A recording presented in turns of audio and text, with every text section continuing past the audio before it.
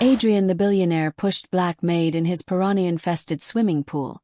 What happened moments later left everyone shocked and speechless. But before we dive into what happens next, I'd love to know, where are you tuning in from today? Drop your country in the comment below and please like the video. Thank you. Now let's continue. Liana Reyes grew up along the mangrove coast, a place where the water once shimmered like a sheet of moving glass and coral gardens glowed beneath the waves. As a child, she believed the ocean breathed with her. When she lost her mother at 19, the waves became her only comfort. She earned a scholarship to study marine ecology, dreaming of preserving the fragile reef systems she adored.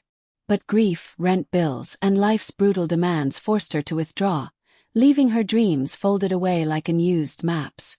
She worked odd jobs, cleaning motel rooms, waiting tables, but always returned to the shore, watching the reef fade day by day.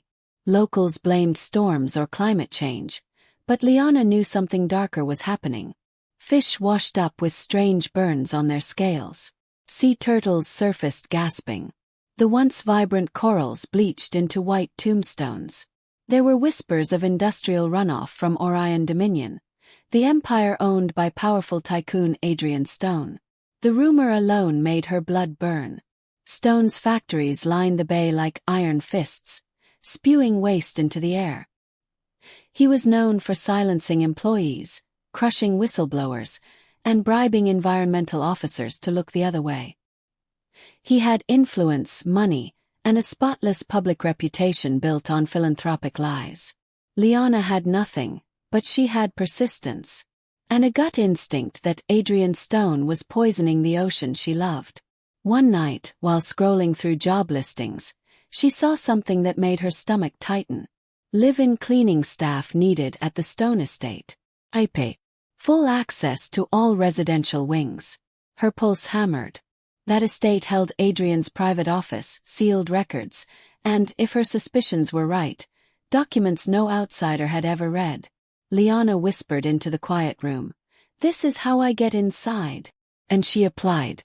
The Stone estate sat on a hill overlooking the bay. The mansion was a fortress of glass and steel, guarded by surveillance cameras and staff who rarely met Adrian's eyes.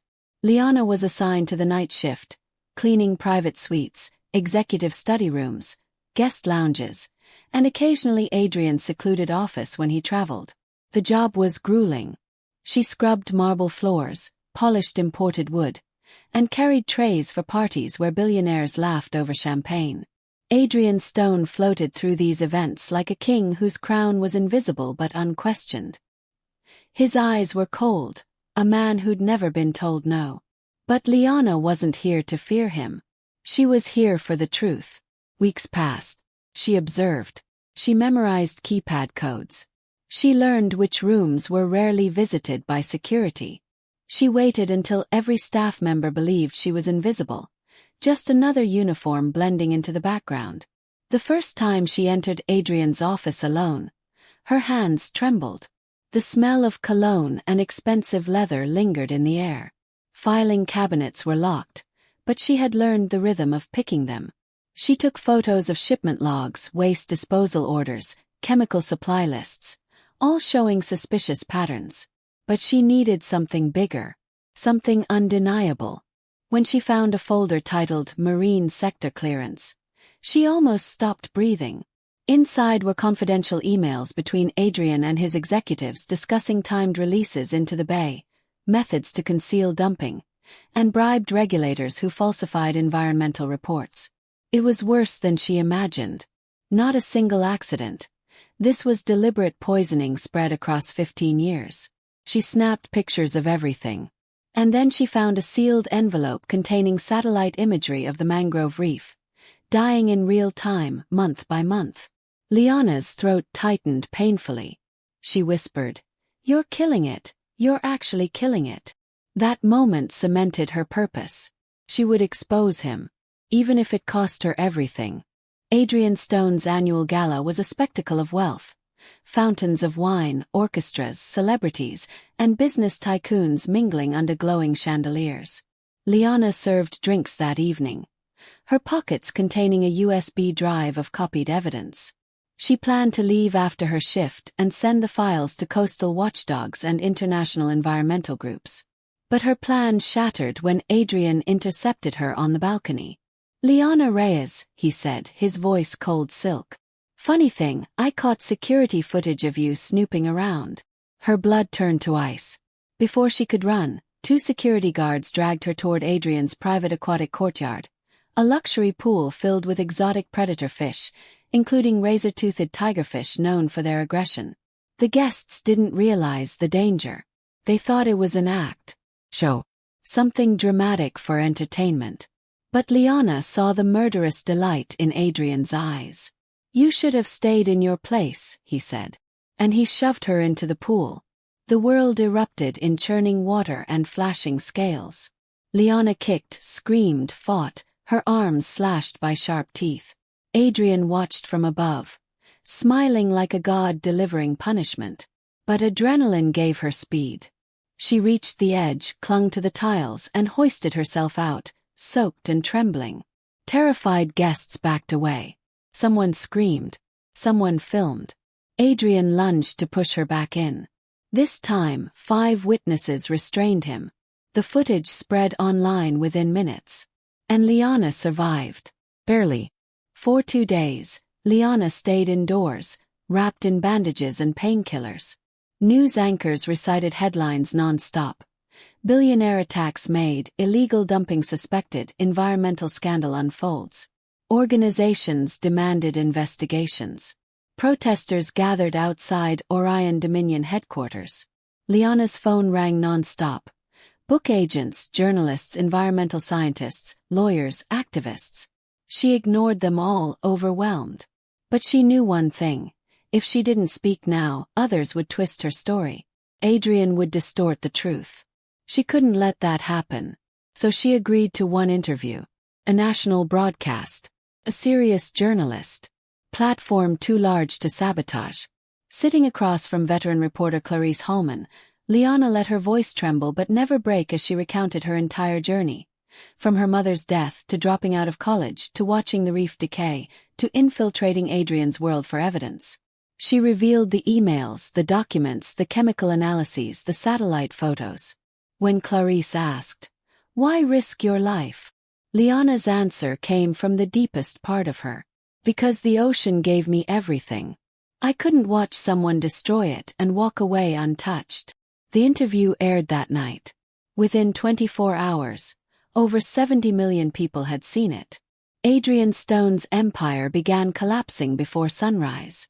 Federal investigators raided Orion Dominion offices, seizing hard drives and documents. Environmental agencies released their reports confirming massive chemical contamination from Adrian's factories directly into protected reefs. It was described as one of the worst ecological disasters in decades. Prosecutors filed charges. Environmental destruction, fraud, bribery, racketeering, attempted murder. The indictment was thick enough to stop a door. Adrian was placed under strict house arrest while awaiting trial. His wife left with their children. His executives resigned. His stock plummeted. His phone rang with bad news after bad news until silence became his only companion. One evening, he received a call from an unknown number. "Adrian," Liana's voice said calmly. He nearly collapsed. She told him the truth. "I didn't ruin you. You did." He begged for mercy, money, a deal, anything. She denied him all of it. "This was never about revenge," she said. "It's about accountability. Something you spent your whole career avoiding." Then she hung up. Adrian threw his phone so hard it shattered. The federal agent stationed in his hall didn't blink. The courthouse overflowed with people the morning the trial began. Reporters from around the world filled the steps. Crowds held signs demanding justice for the reef. Liana entered wearing a navy suit, her scars visible and unapologetic. Prosecutors presented 15 years of evidence. Satellite imagery, chemical pathways, bribery trails, and environmental damage so extensive that some species would never recover. Liana took the stand on day 4. She spoke clearly, showing images of the destroyed coral beds and explaining how toxins had crushed marine life in slow motion.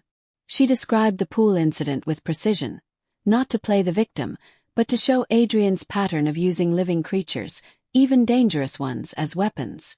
Her testimony moved jurors to tears. Victims followed. Fishermen with dead catches, families with sick children, former employees silenced through threats or termination. Adrian avoided Liana's gaze the entire time. When the judge read the sentence, 15 years in federal prison and full asset seizure, the courtroom exhaled collectively. Adrian stared straight ahead, hollow. Liana walked out into sunlight. Reporters swarmed her. Microphones thrust forward. "What do you want to say today?" Her voice was firm. "This isn't the end. It's the start of something better." That same night, Liana filed paperwork for a new organization, the Tide Reclaim Coalition. Its mission was simple but revolutionary. Protect threatened ecosystems. Amplify unheard voices. Fight environmental corruption everywhere. Within days, the public flooded the initiative with donations. Universities offered partnerships. Scientists volunteered. Coastal communities reached out seeking help. The coalition launched a mobile water testing lab traveling across contaminated coasts. Scholarships for students from polluted or neglected regions.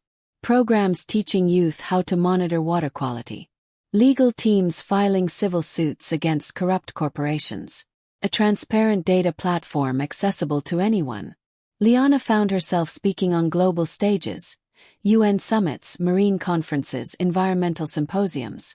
She talked about power dynamics, silent communities, and ecosystems treated as collateral damage. People listened. They didn't just see a survivor. They saw a catalyst. In his narrow cell 3 states away, Adrian Stone felt time stretch endlessly. The man who once owned everything now owned nothing, except guilt. He wrote Liana letters. "Apologies. Ramblings. Please." She never responded. Her staff filed each letter under a section titled "Correspondence from those held accountable," and moved on. Adrian's former mansion was sold through federal auction and converted into a coastal ecology center. The predator pool was drained, repaired, and transformed into a rehabilitation lagoon for injured sea turtles. A plaque near the water read, "For all who fought to be heard. For all who rose to the surface." Liana visited alone one morning. When a 3-flippered turtle brushed its shell against her reflection, she felt tears prick her eyes. This pool, once a symbol of terror, had become a sanctuary. Healing was possible, even here. Months passed. The reef began showing hints of rebirth. Delicate coral sprouts, small fish darting through shallows, clearer water, growing seagrass. Scientists estimated full recovery might take decades, but recovery was now possible. Liana's team monitored progress through drones and underwater dives. She trained volunteers how to rebuild coral nurseries and how to read subtle signs of ecosystem health. Her dream, the one she had abandoned when life knocked her down, was alive again. The university that once mailed her a withdrawal notice now invited her to continue her interrupted degree with full sponsorship. Liana accepted. When she walked across the stage to receive her master's diploma months later, applause thundered like a living tide. Students in new reef blue shirts cheered her name. A fisherman whose livelihood had been restored cried openly. Her professor whispered, "Your mother would be proud." And she believed it.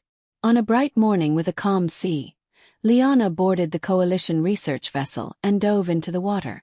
She sank into a cathedral of renewed life. Schools of fish moving like shimmering clouds, coral fingers reaching upward, sea fans swaying with the current. As she recorded data, an elegant nurse shark glided past her. The creature paused, circling her once. Instead of fear, Liana felt awe. She reached out her hand, not to touch, just to acknowledge. The shark drifted away peacefully. She rose slowly to the surface, sunlight breaking around her. Here, in the place she nearly lost her life fighting for, she understood something deeply. She had not only survived, she had transformed. She had ensured no one else would drown in silence. And the ocean, wounded but resilient, was breathing again. The world kept following Liana's journey. Her coalition expanded internationally. More whistleblowers came forward. More corrupt companies faced justice. Policies shifted. Courtrooms echoed with stories once buried under bribes and threats. In a sense, Adrian Stone had created the very force that destroyed him. Liana didn't celebrate that. She celebrated the turtle hatchlings released into the rehabilitated lagoon. She celebrated fishermen returning with healthy catches. She celebrated the reef's quiet blossoming after years of suffocation. On the anniversary of the night she escaped death, she spoke at a coastal summit. Strength doesn't come from being unbroken. Comes from rising after someone tried to break you. The ocean taught me that. The crowd rose to their feet. Her mission was far from finished. But she had already changed the world. Before you scroll away, please wait. Stories like this take hours of writing, days of research, and a whole lot of heart. If this story touched you, moved you, or even made you stop and think for a moment, then I'm asking. No, I'm begging. From the deepest part of the Echoes of Life family, please hit the subscribe button. Your subscription is not just a click. It is a voice saying, yes, keep going. It is a hand reaching out, telling us these stories matter. It is fuel that keeps this channel alive and allows us to bring more emotional, life-changing stories to you. Every episode you watch is created with love, passion, and a message meant to inspire, heal, warn, or awaken something powerful inside you. And with your support, we can continue sharing these unforgettable journeys. So please don't just leave after watching. Don't let this moment end here. Subscribe to Echoes of Life Stories and become part of a family that believes in hope, resilience, truth, and the beauty of storytelling. Turn on the notification bell too, so you never miss the next touching story waiting to reach your heart. Your subscription means more than you know. Thank you for supporting Echoes of Life Stories, where every story leaves an echo in your soul.